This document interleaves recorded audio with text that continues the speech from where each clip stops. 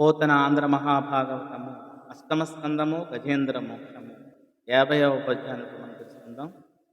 సర్వాగమాంనాయ జలదికీనపవర్గ మయునకీనుత్తమ మందిరునకు సకల గుణారణిచ్చిన్న బోధాగ్నికి తన ఎంతరాజిల్లు ధన్యమతికి గుణలయోద్దీపిత గురుమానసునకు సంవర్ధిత కర్మ నిర్వర్తితునకు దిశలేని నా బోటి పశువుల పాపం లడచువానికి సమస్తాంతరాత్మో కై వెలుంగువాని కచ్చిఘ్నునకు భగవంతునకు ధనూజ పశు నివేశధారాసక్తులైన వారి కందగరాని వాని ఆచరించు వందనములు.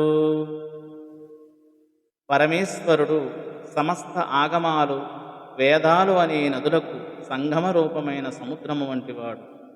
మోక్షస్వరూపుడు, గొప్ప గుణాలకు నిలయమైనవాడు.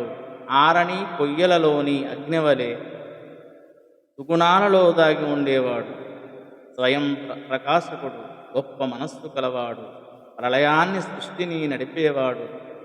నాలాంటి ఏ దిక్కు లేని జీవుల పాపాలను శమింపచేసేవాడు.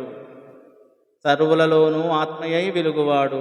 నాశనము లేనివాడు, పూజింపదగనివాడు.